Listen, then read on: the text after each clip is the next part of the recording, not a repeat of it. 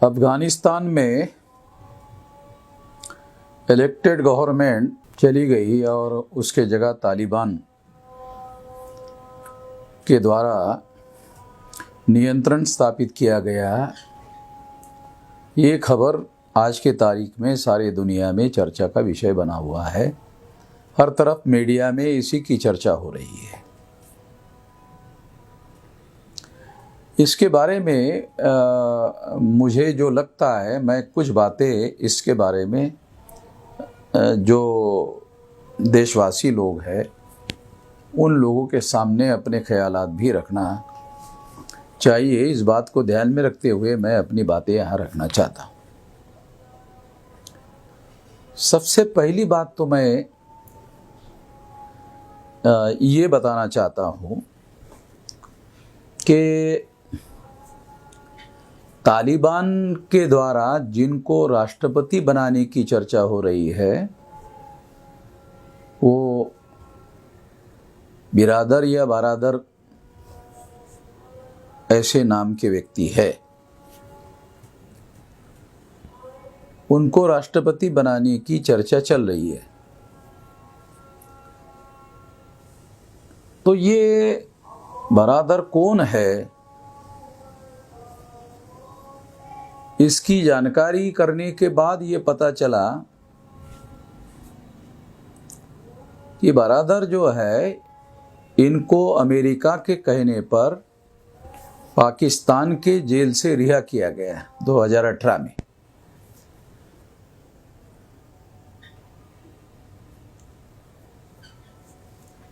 जिनको अमेरिका के कहने पर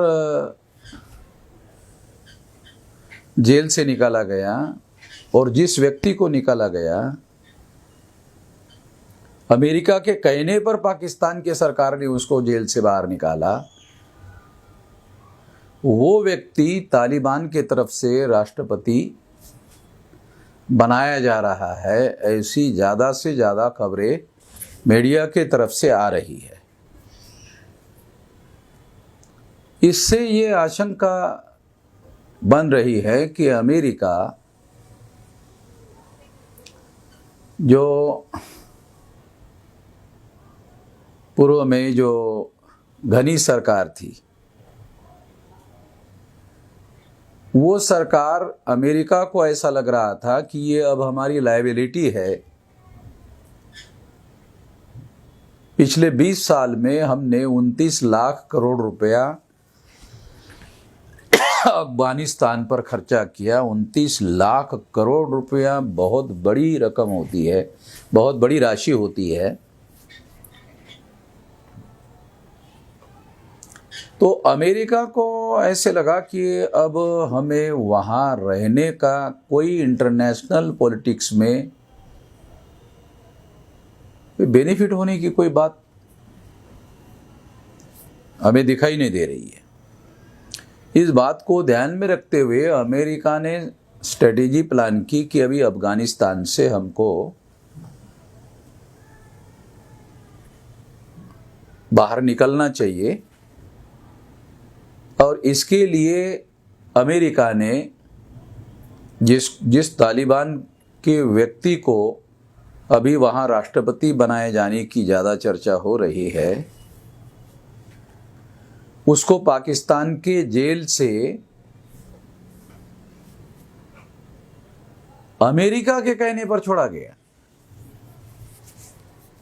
अमेरिकन सरकार के कहने पर छोड़ा गया था ट्रंप के समय में।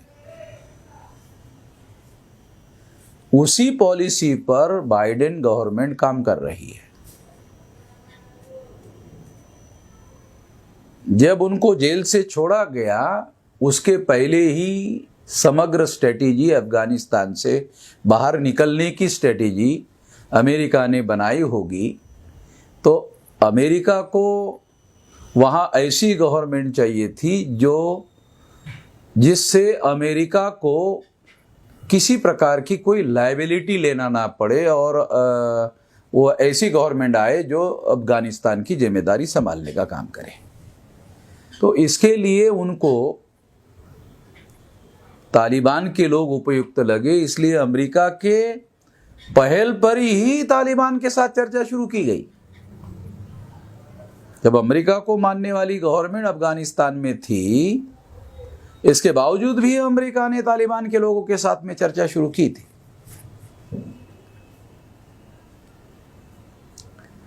और इस बात को ध्यान में रखते हुए मुझे ऐसा लगता है कि तालिबान की सरकार को लाने का सारा प्लान अमेरिकन गवर्नमेंट का बनाया हुआ है। जो भी तथ्य और जो भी फैक्ट सामने आ रहे हैं, उसके आधार पर मेरी ये राय बनी। और पर्दे के पीछे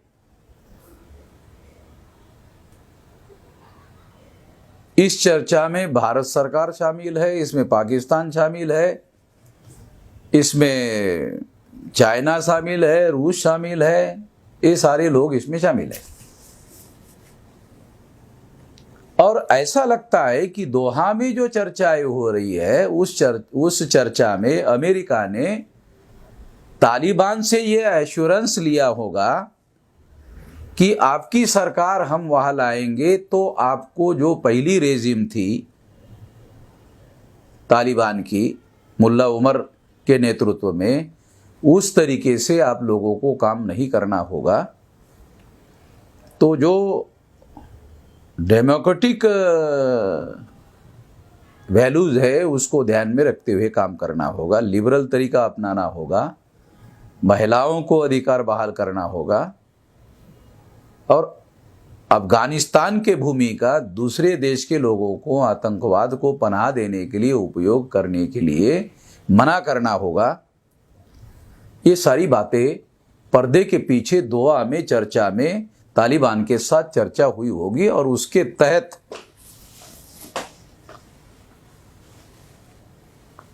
ये पूरा का पूरा प्लान अफगानिस्तान में अमल में लाया जा रहा था।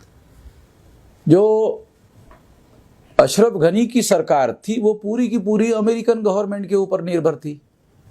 जब अमेरिकन गवर्नमेंट खुद ही तालिबान को सत्ता सौंपने के लिए पर्दे के पीछे वार्ता कर रही थी, तो इसका दूसरा अर्थ होता है अशरफ गनी का समर्थन अमेरिका ने विड्रॉ कर दिया था। केवल फिजिकली विड्रॉ करने की बात थी, तो वो उसके लिए मिलिट्री जो है विड्रॉ करने से अपने आप ही तालिबान के लिए रास्ता खोलने का रास्ता तय हो गया था। और ये सारी जानकारी अशरफ गनी को थी। उसका जो वाइस प्रेसिडेंट है, जो अशरफ गनी के साथ में विदेश में भागा नहीं है, अभी भी वहां पर है, उन्होंने अपने आप को वर्किंग अफगानिस्तान का प्रेसिडेंट घोषित किया। वो वाइस प्रेसिडेंट था।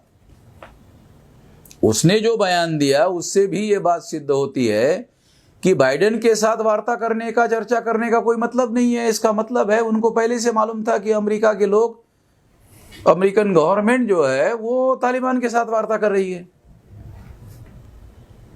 बल्कि उन लोगों को अंदरूनी सारी कहानी मालूम होगी कि अमेरिका तालिबान को सत्ता सौंपने के प्लान पर काम कर रही है।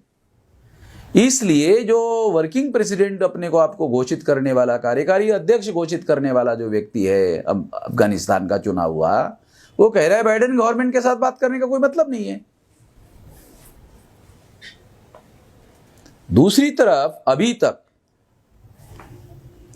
अमेरिकन गवर्नमेंट ने वहां अपना मिशन है वो वहां बंद नहीं किया। भारत ने अपना जो हाई कमीशन का जो ऑफिस है वो बंद नहीं किया। डिप्लोमेटिक जो ऑफिस है, अभी तक भारत का कोई बयान नहीं आया कि उन्होंने वो वहां के कर्मचारी वो भारत में ला रहे हैं, मगर वो ऑफिस बंद करने का ऐलान नहीं किया। और जो लोग वहां से ला रहे हैं वो अमेरिकन गवर्नमेंट के मदद से ला रहे हैं, और अमेरिकन गवर्नमेंट उन लोगों को लाने के लिए भारत सरकार को मदद कर रही है। और इसके बदले में भारत का जो फॉरेन मिनिस्टर है एस जयशंकर, वो उनको ट्वीट करके धन्यवाद दे रहा है कि हम आपके आभारी है। इसका मतलब ये है कि भारत सरकार को भी मालूम है कि ये अमेरिकन गवर्नमेंट के सलाह मशवरे से तालिबान का ये टेक ओवर हुआ है।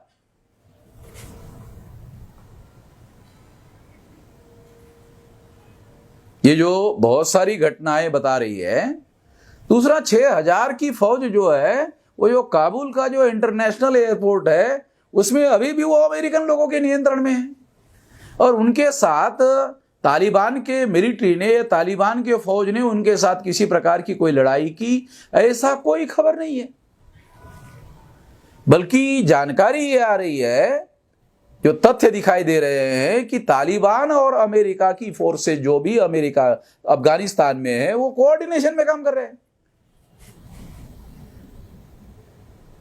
अमेरिका ने जिन जिन लोगों को भी अफगानिस्तान से जाने के लिए और अफगानिस्तान से निकालने के लिए प्रयास किया, उसको तालिबान के लोग सहायता कर रहे हैं। और तालिबान के लोगों ने जो लिबरल फेस घोषित किया कि महिलाएं भी सत्ता में शामिल हो सकती है, महिलाएं पढ़ाई लिखाई का भी काम कर सकती है, नौकरियों में भी कर सकती है, मीडिया के लोगों को भी सरकार को क्रिटिसाइज करने का हक होगा, ये तो सारी की सारी वेस्टर्न डेमोक्रेसी का जो कॉन्सेप्ट है वो इस्लामिक ढांचे में स्वीकार किया जा रहा है। तो ये दोहा में जो चर्चा हो रही है वो तो पूरी तरह से, मेरा ऐसा मानना है कि ये पूरी तरह से तालिबान को लाने की पटकथा पर्दे के पीछे अमेरिका ने लिखी और उस पर अमल करने के लिए अमेरिका ने काम किया, और ये सारी एपिसोड में पाकिस्तान भी अमेरिका के कोऑर्डिनेशन और कंसल्टेशन में शामिल है।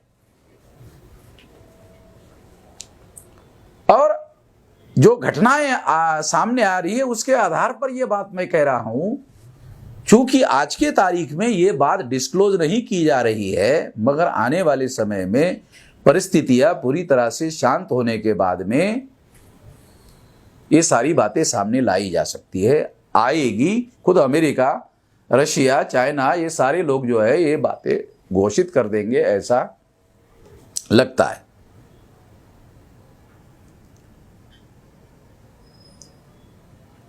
ये बातों को ध्यान में रखते हुए मुझे ऐसा लगता है कि अमेरिकन गवर्नमेंट के सलाह मशवरे से ये सारी की सारी बातें हो रही है और कोऑर्डिनेशन से हो रही है। और मुल्ला उमर की सरकार उस समय जो लाई गई थी रशियन लोगों को वहाँ से भगाने के लिए तालिबान की, वो सारी अमेरिकन गवर्नमेंट की मदद से थी। तो जो सेकंड इन कमांड थे, जिसको अभी राष्ट्रपति बनाने की बात होती, वो मुल्ला उमर के मंत्रिमंडल में डिफेंस मिनिस्टर थे। तो वो जो डिफेंस मिनिस्टर थे मुल्ला उमर तो मारा गया है, और अभी जो सेकंड इन कमांड जो व्यक्ति था, जिसको उस समय अमेरिका के लोगों ने ही तैयार किया था पाकिस्तान की मदद से, आज उसी की मदद लेकर तालिबान की सरकार अमेरिकन लोग ला रहे हैं और वहां से वो मुक्त होने की कोशिश कर रहे हैं, हर प्रकार की लायबिलिटी से मुक्त होना चाहते हैं। तो एक तो ये है क्योंकि अफगानिस्तान में 29 लाख करोड़ रुपया खर्चा होने के बाद भी आज के तारीख में अफगानिस्तान में रहने की कोई प्रासंगिकता, कोई इंटरनेशनल पॉलिटिक्स में अमेरिका की कोई बेनिफिट नहीं है, बल्कि अमेरिका वहां से निकलकर अपने रिसोर्सेज बचाना चाहता है। और जो इंटरनेशनल पॉलिटिक्स में चाइना ने जो चुनौती खड़ी की हुई है, उस चुनौती का मुकाबला करने के लिए उस रिसोर्सेज का भविष्य में उपयोग करना चाहता है, और उसके लिए इंटरनेशनल लेवल पर जो नई चुनौती खड़ी हुई है उस दिशा में उसको ज़्यादा ध्यान देना है। इस बात को ध्यान में रखते हुए अमेरिका अफगानिस्तान से निकलना चाहता है, और तालिबान की मदद से ही वो निकल सकता है, बगैर लायबिलिटी के निकल सकता है। यही रास्ता उनके लिए सही था, ऐसा उनकी मान्यता थी, और उसके आधार पर वो वहाँ से निकल गए, और निकलने के लिए ये रास्ता उन्होंने ढूंढा, ऐसा मेरा मानना है। इस मौके पर मैं इतना ही कहना चाहता हूँ, और इस लाइट में और भी आने वाले समय में जैसी जैसी जानकारी उपलब्ध होगी इस पर हम लोग अपनी बात करेंगे। भारतीय मीडिया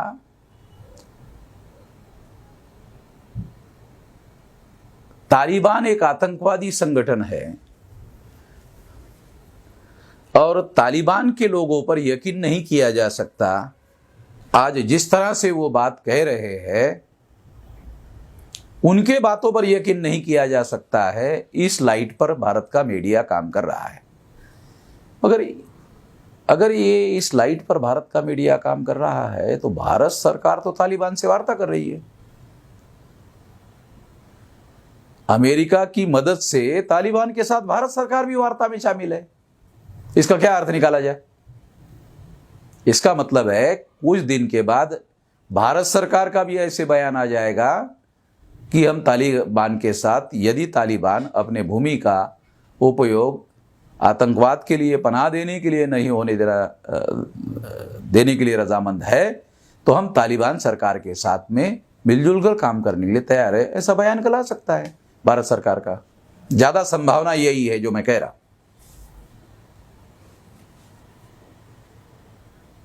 तो मीडिया जो है वो भारत के शासक वर्ग का रिप्रेजेंटेशन है। उनको आशंका है आतंकवाद का, तो उसके पीछे एक रणनीति भी होगी। वो रणनीति ये है कि यदि तालिबान को आतंकवादी संगठन के तौर पर ही प्रोजेक्ट किया जाए तो तालिबान पर दबाव बनेगा और उनको अपने अंदर सुधार करने की कोशिश करनी होगी, तभी इंटरनेशनल कम्युनिटी का समर्थन मिल सकता है। इसके लिए भी ये दबाव जो है भारत का मीडिया पैदा कर रहा होगा, ऐसा कहा जा सकता है। अब मैं इतना ही कहना चाहता हूँ। बहुत सारी बातें भविष्य में जैसे जैसे जानकारी आएगी करेंगे।